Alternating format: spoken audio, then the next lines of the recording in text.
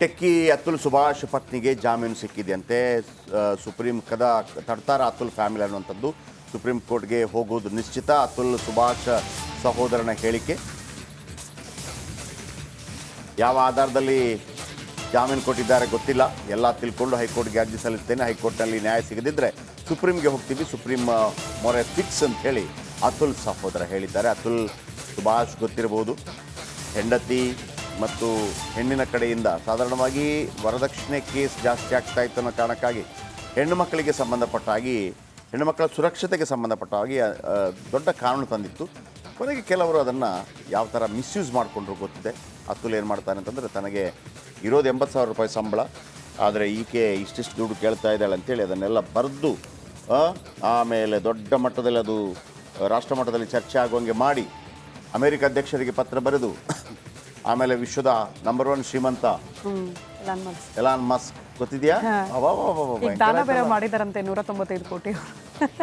ದೊಡ್ಡವ್ರದ್ದು ಹಂಗೆ ಇರ್ತದೆ, ದುಡ್ಡು ಮಾಡೋದು ಆಮೇಲೆ ಅದನ್ನು ಕೊಡೋದು. ಹೈಕೋರ್ಟ್ನಲ್ಲಿ FIR ರದ್ದು ಕೋರಿ ನಿಖಿತಾ ಅರ್ಜಿಯನ್ನು ಸಲ್ಲಿಸಿದ್ದಾರಂತೆ. ಇಂದು ಹೈಕೋರ್ಟ್ನಲ್ಲಿ ನಿಖಿತಾ ಅರ್ಜಿ ವಿಚಾರಣೆ ಕೂಡ ನಡೆಯುತ್ತಂತೆ.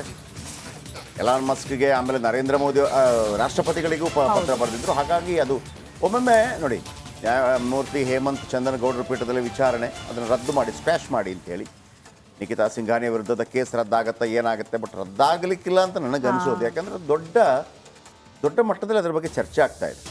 ಒಂದೇನಪ್ಪ ಅಂದರೆ, ಖಂಡಿತ ಹೆಣ್ಣುಮಕ್ಕಳಿಗೆ ಸುರಕ್ಷತೆಗಾಗಿ ಈಗಲೂ ಕೆಲವಾಗುತ್ತೆ, ಅದು ಆಗಲೇಬೇಕು. ನಿಜವಾಗಿ ಈ ಗ್ರಾಮೀಣ ಭಾಗದ ಸ್ವಲ್ಪ ವಿದ್ಯಾಭ್ಯಾಸ ಕೊರತೆ ಅಥವಾ ವಿದ್ಯಾಭ್ಯಾಸ ಇದ್ರೂ, ಆದರೆ ಈ ಕಾನೂನಲ್ಲಿ ನಮಗೆ ಇಷ್ಟು ದೊಡ್ಡ ಅವಕಾಶ ಇದೆ ಅಂತ ಗೊತ್ತಿಲ್ಲದವರಿಗಾಗಿ ಇರುವಂಥ ಒಂದು ಕಾನೂನಾಗಿತ್ತು. ಎಷ್ಟೋ ಹೆಣ್ಣು ಮಕ್ಕಳನ್ನು ಆ ಥರ ಹಿಂಸೆ ಮಾಡಿ ಸಾಯಿಸಿದ್ದು ಕೂಡ ಇದೆ, ಇಲ್ಲ ಅಂತಲ್ಲ. ವರದಕ್ಷಿಣೆ ಕಿರುಕುಳ ಮತ್ತೊಂದು ಅಂತೇಳಿ ಸಮ್ಟೈಮ್ಸ್ ಏನಾಗ್ಬಿಡುತ್ತೆ, ತುಂಬ ಕಲಿತವರು ಆ ಥರ ಲೂಪ್ ಹೋಲ್ಸನ್ನು ಇಟ್ಕೊಂಡ್ಬಿಡ್ತಾರೆ. ಫಾರ್ ಎಕ್ಸಾಂಪಲ್ ಹೆಂಗೆ ಅಂತಂದರೆ, ಯಾರನ್ನಾದರೂ ಅರೆಸ್ಟ್ ಮಾಡುವಾಗ ಎದೇನೋ ಬಂದ್ಬಿಡೋದು. ಕೋರ್ಟ್ ಅಥವಾ ಕಾನೂನು ಏನು ಹೇಳಿರುತ್ತೆ ಅಂದರೆ, ಆತನ ಆರೋಗ್ಯದ ಬಗ್ಗೆ ಗಮನ ಹರಿಸಬೇಕು. ಯಾವನೇ ಅರೆಸ್ಟ್ ಆದ ತಕ್ಷಣ ಅವೋ ಅಂತ ಎದೇನೋ ಬಂದ್ಬಿಡುತ್ತೆ ಅವರಿಗೆ. ಈ ಪಾಪ ಬಡ ಮಧ್ಯಮ ವರ್ಗದವರಿಗೆಲ್ಲ ಗೊತ್ತಿರೋದಿಲ್ಲ. ಹಾಗೇನೆ ಇದರಲ್ಲಿರೋ ರೂಪ್ ಹೋಲ್ಸ್ ಪ್ರಕಾರ ಮದುವೆ ಆಗೋದು, ಮದುವೆ ಆದ ನಂತರ ಓಕೆ ದುಡ್ಡು ಕೊಡು, ಇಲ್ಲಾಂದರೆ ಡೌರಿ ಕೇಸ್ ಹಾಕ್ತೀನಿ, ಟಾರ್ಚರ್ ಅಂತ ಹಾಕ್ತೀನಿ ಅಂತೇಳಿ. ತುಂಬ ದುಃಖ ವಿಚಾರ ಏನಪ್ಪ ಅಂತಂದರೆ, ಈ ಹುಡುಗನ ತಂದೆ ತಾಯಿ, ನಾದಿನಿ, ಮನೆ ಎಲ್ಲರನ್ನು, ಅದು ನಿಮಗೆ ಯಾವುದೋ ಒಂದು ಕೋಪ ಇರುತ್ತೆ, ಯಾವುದೋ ಒಂದು ರೋಷ ಇರುತ್ತೆ, ಅವರನ್ನೆಲ್ಲ. ಸೊ ಹಾಗಾಗಿ ಒಂದು ಗಂಡು ಮಕ್ಕಳಿಗೂ ಕೂಡ ಸೇಫ್ ಅಂದರೆ ಅವರನ್ನು ಸುಲಿಗೆ ಮಾಡದಂಥ ರೀತಿಯ ಕಾನೂನು ಬರಬೇಕು ಅನ್ನೋದು ನಮ್ಮ ಆಗ್ರಹ. ಅತುಲ್ ಅವ್ರ ಸಹೋದರ ಮಾತಾಡಿದ್ದಾರೆ, ನೋಡ್ಕೊಂಡು ಬರೋಣ.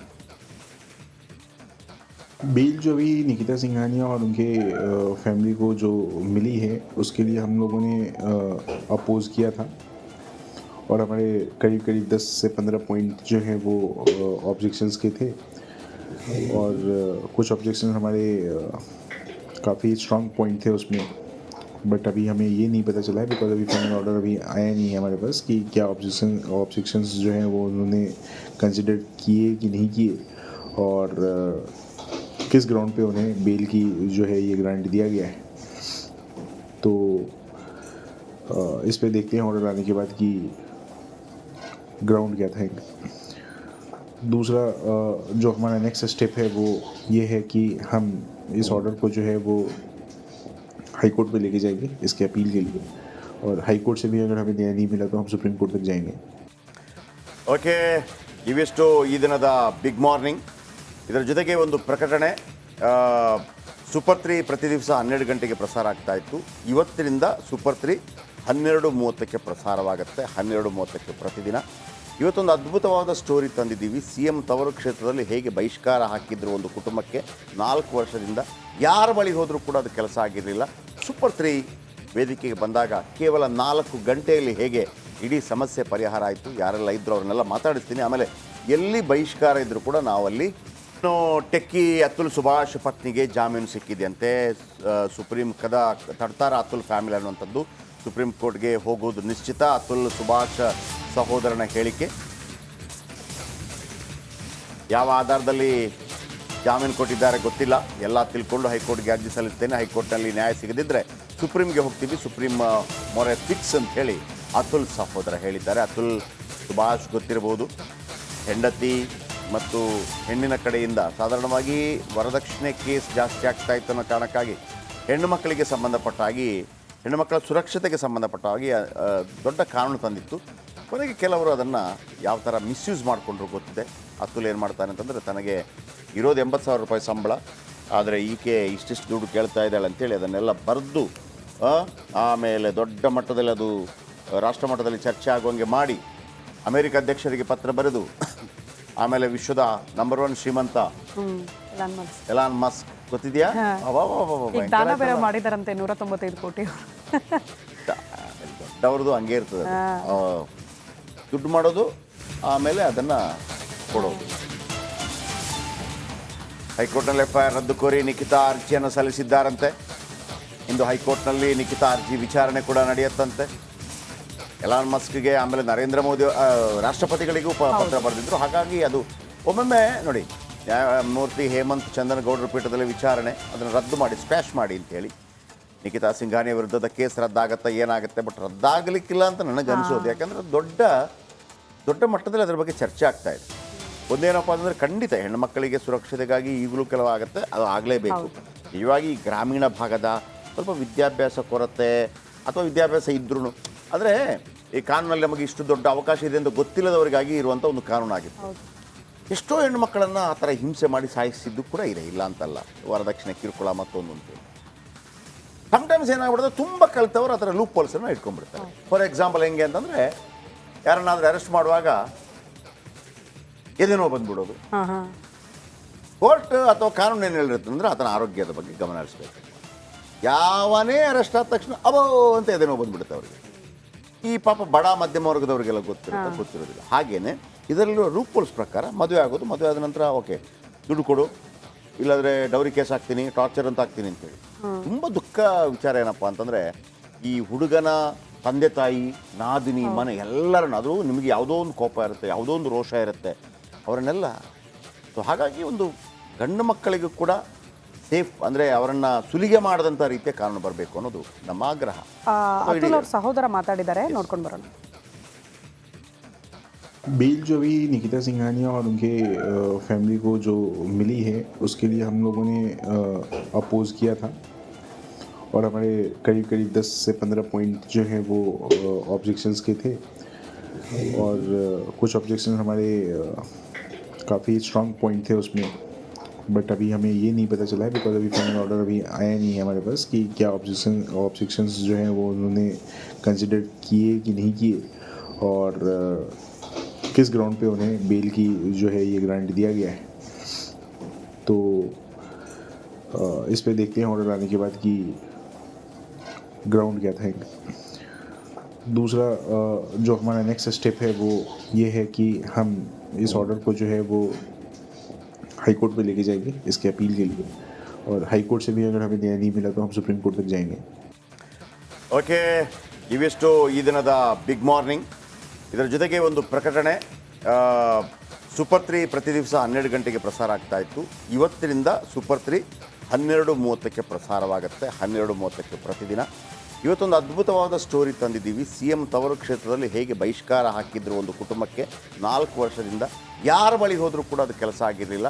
ಸೂಪರ್ 3 ವೇದಿಕೆಗೆ ಬಂದಾಗ ಕೇವಲ 4 ಗಂಟೆಯಲ್ಲಿ ಹೇಗೆ ಇಡೀ ಸಮಸ್ಯೆ ಪರಿಹಾರ ಆಯಿತು. ಯಾರೆಲ್ಲ ಇದ್ದರೂ ಅವ್ರನ್ನೆಲ್ಲ ಮಾತಾಡಿಸ್ತೀನಿ. ಆಮೇಲೆ ಎಲ್ಲಿ ಬಹಿಷ್ಕಾರ ಇದ್ದರೂ ಕೂಡ ನಾವಲ್ಲಿ ಬಂದೇ ಟೆಕ್ಕಿ ಅತುಲ್ ಸುಭಾಷ್ ಪತ್ನಿಗೆ ಜಾಮೀನು ಸಿಕ್ಕಿದೆಯಂತೆ.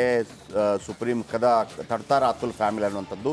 ಸುಪ್ರೀಂ ಕೋರ್ಟ್ಗೆ ಹೋಗೋದು ನಿಶ್ಚಿತ. ಅತುಲ್ ಸುಭಾಷ್ ಸಹೋದರನ ಹೇಳಿಕೆ, ಯಾವ ಆಧಾರದಲ್ಲಿ ಜಾಮೀನು ಕೊಟ್ಟಿದ್ದಾರೆ ಗೊತ್ತಿಲ್ಲ, ಎಲ್ಲ ತಿಳ್ಕೊಂಡು ಹೈಕೋರ್ಟ್ಗೆ ಅರ್ಜಿ ಸಲ್ಲಿಸ್ತೇನೆ, ಹೈಕೋರ್ಟ್ನಲ್ಲಿ ನ್ಯಾಯ ಸಿಗದಿದ್ದರೆ ಸುಪ್ರೀಂಗೆ ಹೋಗ್ತೀವಿ, ಸುಪ್ರೀಂ ಮೊರೆ ಫಿಕ್ಸ್ ಅಂತ ಹೇಳಿ ಅತುಲ್ ಸಹೋದರ ಹೇಳಿದ್ದಾರೆ. ಅತುಲ್ ಸುಭಾಷ್ ಗೊತ್ತಿರಬಹುದು, ಹೆಂಡತಿ ಮತ್ತು ಹೆಣ್ಣಿನ ಕಡೆಯಿಂದ ಸಾಧಾರಣವಾಗಿ ವರದಕ್ಷಿಣೆ ಕೇಸ್ ಜಾಸ್ತಿ ಆಗ್ತಾ ಇತ್ತು ಅನ್ನೋ ಕಾರಣಕ್ಕಾಗಿ ಹೆಣ್ಣು ಮಕ್ಕಳಿಗೆ ಸಂಬಂಧಪಟ್ಟ ಹಾಗೆ ಹೆಣ್ಣು ಮಕ್ಕಳ ಸುರಕ್ಷತೆಗೆ ಸಂಬಂಧಪಟ್ಟ ಹಾಗೆ ದೊಡ್ಡ ಕಾನೂನು ತಂದಿತ್ತು. ಕೊನೆಗೆ ಕೆಲವರು ಅದನ್ನು ಯಾವ ಥರ ಮಿಸ್ಯೂಸ್ ಮಾಡಿಕೊಂಡ್ರು ಗೊತ್ತಿದೆ. ಅತುಲ್ ಏನು ಮಾಡ್ತಾನೆ ಅಂತಂದರೆ ತನಗೆ ಇರೋದು 80,000 ರೂಪಾಯಿ ಸಂಬಳ, ಆದರೆ ಈಕೆ ಇಷ್ಟಿಷ್ಟು ದುಡ್ಡು ಕೇಳ್ತಾ ಇದ್ದಾಳೆ ಅಂತೇಳಿ ಅದನ್ನೆಲ್ಲ ಬರೆದು ಆಮೇಲೆ ದೊಡ್ಡ ಮಟ್ಟದಲ್ಲಿ ಅದು ರಾಷ್ಟ್ರ ಮಟ್ಟದಲ್ಲಿ ಚರ್ಚೆ ಆಗುವಂಗೆ ಮಾಡಿ ಅಮೆರಿಕ ಅಧ್ಯಕ್ಷರಿಗೆ ಪತ್ರ ಬರೆದು ಆಮೇಲೆ ವಿಶ್ವದ ನಂಬರ್ 1 ಶ್ರೀಮಂತ ಎಲಾನ್ ಮಸ್ಕ್ ಗೊತ್ತಿದೆಯಾ, ದಾನ ಬೇರೆ ಮಾಡಿದಾರಂತೆ 195 ಕೋಟಿ. ಅವ್ರದ್ದು ಹಂಗೆ ಇರ್ತದೆ ಅದು. ದುಡ್ಡು ಮಾಡೋದು ಆಮೇಲೆ ಅದನ್ನು ಕೊಡೋದು. ಹೈಕೋರ್ಟ್ನಲ್ಲಿ FIR ರದ್ದು ಕೋರಿ ನಿಖಿತಾ ಅರ್ಜಿಯನ್ನು ಸಲ್ಲಿಸಿದ್ದಾರಂತೆ. ಇಂದು ಹೈಕೋರ್ಟ್ನಲ್ಲಿ ನಿಖಿತಾ ಅರ್ಜಿ ವಿಚಾರಣೆ ಕೂಡ ನಡೆಯುತ್ತಂತೆ. ಎಲಾನ್ ಮಸ್ಕ್ಗೆ ಆಮೇಲೆ ನರೇಂದ್ರ ಮೋದಿ ರಾಷ್ಟ್ರಪತಿಗಳಿಗೂ ಪತ್ರ ಬರೆದಿದ್ರು. ಹಾಗಾಗಿ ಅದು ಒಮ್ಮೊಮ್ಮೆ ನೋಡಿ, ನ್ಯಾಯಮೂರ್ತಿ ಹೇಮಂತ್ ಚಂದನಗೌಡರ ಪೀಠದಲ್ಲಿ ವಿಚಾರಣೆ ಅದನ್ನು ರದ್ದು ಮಾಡಿ ಸ್ಕ್ವ್ಯಾಶ್ ಮಾಡಿ ಅಂತೇಳಿ ನಿಖಿತಾ ಸಿಂಘಾನಿಯ ವಿರುದ್ಧದ ಕೇಸ್ ರದ್ದಾಗತ್ತಾ ಏನಾಗುತ್ತೆ, ಬಟ್ ರದ್ದಾಗಲಿಕ್ಕಿಲ್ಲ ಅಂತ ನನಗೆ ಅನಿಸೋದು. ಯಾಕಂದರೆ ದೊಡ್ಡ ಮಟ್ಟದಲ್ಲಿ ಅದರ ಬಗ್ಗೆ ಚರ್ಚೆ ಆಗ್ತಾ ಇದೆ. ಒಂದೇನಪ್ಪ ಅಂದರೆ ಖಂಡಿತ ಹೆಣ್ಣುಮಕ್ಕಳಿಗೆ ಸುರಕ್ಷತೆಗಾಗಿ ಈಗಲೂ ಕೆಲವಾಗುತ್ತೆ, ಅದು ಆಗಲೇಬೇಕು. ನಿಜವಾಗಿ ಈ ಗ್ರಾಮೀಣ ಭಾಗದ ಸ್ವಲ್ಪ ವಿದ್ಯಾಭ್ಯಾಸ ಕೊರತೆ ಅಥವಾ ವಿದ್ಯಾಭ್ಯಾಸ ಇದ್ರೂ ಅಂದರೆ ಈ ಕಾನೂನಲ್ಲಿ ನಮಗೆ ಇಷ್ಟು ದೊಡ್ಡ ಅವಕಾಶ ಇದೆ ಅಂತ ಗೊತ್ತಿಲ್ಲದವರಿಗಾಗಿ ಇರುವಂಥ ಒಂದು ಕಾನೂನಾಗಿತ್ತು. ಎಷ್ಟೋ ಹೆಣ್ಣುಮಕ್ಕಳನ್ನು ಆ ಥರ ಹಿಂಸೆ ಮಾಡಿ ಸಾಯಿಸಿದ್ದು ಕೂಡ ಇದೆ, ಇಲ್ಲ ಅಂತಲ್ಲ. ವರದಕ್ಷಿಣೆ ಕಿರುಕುಳ ಮತ್ತೊಂದು ಅಂತೇಳಿ ಸಮ್ಟೈಮ್ಸ್ ಏನಾಗ್ಬಿಡುತ್ತೆ, ತುಂಬ ಕಲಿತವರು ಆ ಥರ ಲೂಪ್ ಹೋಲ್ಸನ್ನು ಇಟ್ಕೊಂಡ್ಬಿಡ್ತಾರೆ. ಫಾರ್ ಎಕ್ಸಾಂಪಲ್ ಹೆಂಗೆ ಅಂತಂದರೆ, ಯಾರನ್ನಾದ್ರೂ ಅರೆಸ್ಟ್ ಮಾಡುವಾಗ ಎದೇನೋ ಬಂದ್ಬಿಡೋದು. ಕೋರ್ಟ್ ಅಥವಾ ಕಾನೂನು ಏನು ಹೇಳಿರುತ್ತೆ ಅಂದರೆ ಆತನ ಆರೋಗ್ಯದ ಬಗ್ಗೆ ಗಮನ ಹರಿಸಬೇಕು. ಯಾವನೇ ಅರೆಸ್ಟ್ ಆದ ತಕ್ಷಣ ಅವೋ ಅಂತ ಎದೇನೋ ಬಂದ್ಬಿಡುತ್ತೆ ಅವರಿಗೆ. ಈ ಪಾಪ ಬಡ ಮಧ್ಯಮ ವರ್ಗದವರಿಗೆಲ್ಲ ಗೊತ್ತಿರೋದಿಲ್ಲ. ಹಾಗೇನೆ ಇದರಲ್ಲಿರೋ ರೂಪ್ ಹೋಲ್ಸ್ ಪ್ರಕಾರ ಮದುವೆ ಆಗೋದು, ಮದುವೆ ಆದ ನಂತರ ಓಕೆ ದುಡ್ಡು ಕೊಡು, ಇಲ್ಲಾಂದರೆ ಡೌರಿ ಕೇಸ್ ಹಾಕ್ತೀನಿ, ಟಾರ್ಚರ್ ಅಂತ ಹಾಕ್ತೀನಿ ಅಂತೇಳಿ. ತುಂಬ ದುಃಖ ವಿಚಾರ ಏನಪ್ಪ ಅಂತಂದರೆ, ಈ ಹುಡುಗನ ತಂದೆ ತಾಯಿ, ನಾದಿನಿ, ಮನೆ ಎಲ್ಲರನ್ನು, ಅದು ನಿಮಗೆ ಯಾವುದೋ ಒಂದು ಕೋಪ ಇರುತ್ತೆ, ಯಾವುದೋ ಒಂದು ರೋಷ ಇರುತ್ತೆ, ಅವರನ್ನೆಲ್ಲ. ಸೊ ಹಾಗಾಗಿ ಒಂದು ಗಂಡು ಮಕ್ಕಳಿಗೂ ಕೂಡ ಸೇಫ್ ಅಂದರೆ ಅವರನ್ನು ಸುಲಿಗೆ ಮಾಡದಂಥ ರೀತಿಯ ಕಾನೂನು ಬರಬೇಕು ಅನ್ನೋದು ನಮ್ಮ ಆಗ್ರಹ. ಅತುಲ್ ಅವ್ರ ಸಹೋದರ ಮಾತಾಡಿದ್ದಾರೆ, ನೋಡ್ಕೊಂಡು ಬರೋಣ. बेल जो अभी निकिता सिंघानिया और उनके फैमिली को जो मिली है उसके लिए हम लोगों ने अपोज़ किया था और हमारे करीब 10 से 15 पॉइंट जो हैं वो ऑब्जेक्शंस के थे और कुछ ऑब्जेक्शन हमारे काफ़ी स्ट्रॉन्ग पॉइंट थे उसमें. बट अभी हमें ये नहीं पता चला है बिकॉज अभी फाइनल ऑर्डर अभी आया नहीं है हमारे पास कि क्या ऑब्जेक्शंस जो हैं वो उन्होंने कंसिडर किए कि नहीं किए और किस ग्राउंड पे उन्हें बेल की जो है ये ग्रांट दिया गया है. तो इस पे देखते हैं ऑर्डर आने के बाद कि ग्राउंड क्या था. दूसरा जो हमारा नेक्स्ट स्टेप है वो ये है कि हम इस ऑर्डर को जो है वो हाई कोर्ट पे लेके जाएंगे इसके अपील के लिए और हाई कोर्ट से भी अगर हमें न्याय नहीं मिला तो हम सुप्रीम कोर्ट तक जाएंगे. ಓಕೆ, ಇವಿಷ್ಟು ಈ ದಿನದ ಬಿಗ್ ಮಾರ್ನಿಂಗ್. ಇದರ ಜೊತೆಗೆ ಒಂದು ಪ್ರಕಟಣೆ. ಸೂಪರ್ 3 ಪ್ರತಿ ದಿವಸ 12 ಗಂಟೆಗೆ ಪ್ರಸಾರ ಆಗ್ತಾ ಇತ್ತು. ಇವತ್ತಿನಿಂದ ಸೂಪರ್ 3 12:30ಕ್ಕೆ ಪ್ರಸಾರವಾಗುತ್ತೆ. 12:30ಕ್ಕೆ ಪ್ರತಿದಿನ. ಇವತ್ತೊಂದು ಅದ್ಭುತವಾದ ಸ್ಟೋರಿ ತಂದಿದ್ದೀವಿ. CM ತವರು ಕ್ಷೇತ್ರದಲ್ಲಿ ಹೇಗೆ ಬಹಿಷ್ಕಾರ ಹಾಕಿದ್ರು ಒಂದು ಕುಟುಂಬಕ್ಕೆ 4 ವರ್ಷದಿಂದ. ಯಾರ ಬಳಿ ಹೋದರೂ ಕೂಡ ಅದು ಕೆಲಸ ಆಗಿರಲಿಲ್ಲ. ಸೂಪರ್ 3 ವೇದಿಕೆಗೆ ಬಂದಾಗ ಕೇವಲ 4 ಗಂಟೆಯಲ್ಲಿ ಹೇಗೆ ಇಡೀ ಸಮಸ್ಯೆ ಪರಿಹಾರ ಆಯಿತು. ಯಾರೆಲ್ಲ ಇದ್ದರೂ ಅವ್ರನ್ನೆಲ್ಲ ಮಾತಾಡಿಸ್ತೀನಿ. ಆಮೇಲೆ ಎಲ್ಲಿ ಬಹಿಷ್ಕಾರ ಇದ್ದರೂ ಕೂಡ ನಾವಲ್ಲಿ ಬಂದೇ